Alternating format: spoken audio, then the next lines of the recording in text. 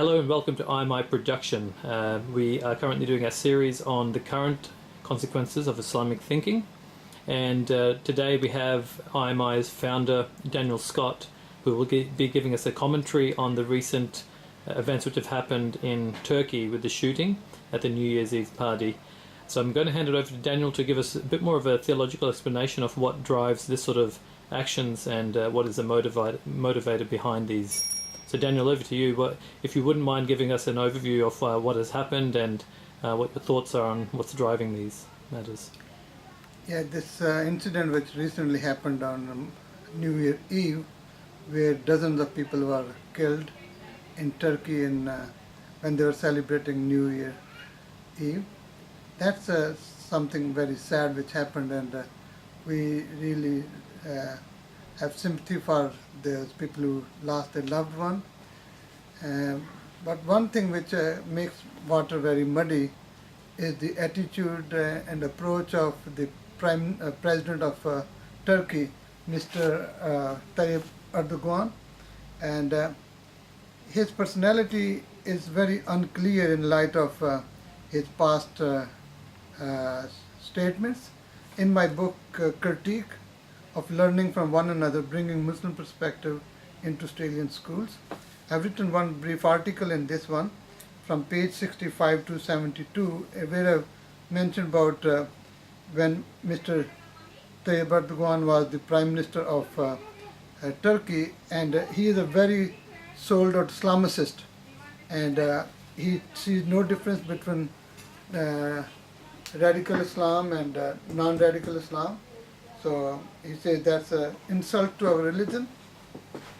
And about his democracy's views is that democracy is like a car which you drive in a street and you keep it as long as you need it, and then you get off the car to reach your destination. So democracy is not something you have really commitment, but you use it. Basically, what he's saying that we're using the democracy to fool you, but the real agenda is to bring Islam. And he says, he said in his statement on Turkish TV that the Istanbul is is to promote Islam, Turkey is to basically promote Islam, and that they will use any mean to promote basically. I have a long statement here, I don't want to get into that.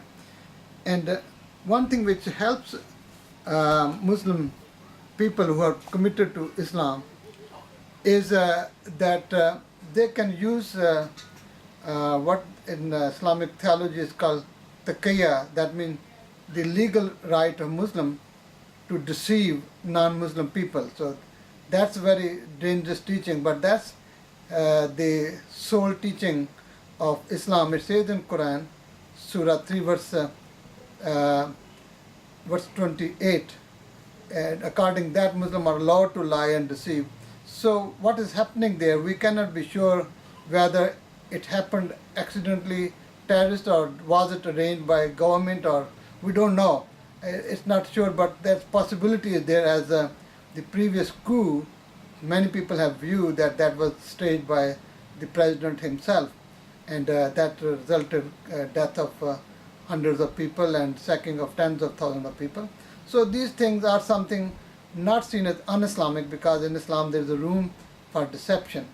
And surprisingly, the God of Islam, according Quran Surah 3 verse 54, it says, Allah Khairul Makreen, which literally means Allah is the greatest deceiver. So this is really sad thing. And this is one thing which actually helps Muslim Islamicists to get their way, because they know that Western people cannot comprehend the Islamic theology. They cannot think that this is the teaching of Allah in Quran and Hadith and practice for 1400 years. So they can be easily fooled unless you understand the mindset and the theology of Islam. And that's a sad reality. But we cannot be sure of anything, and we cannot trust what they're saying. I have many testimony where greatest scholar, like the best scholar of Islam, they will say one thing in one room to please the Western media, and totally opposite in the other room to please the Muslim people, diametrically opposite. And that's common thing. It's not a new thing.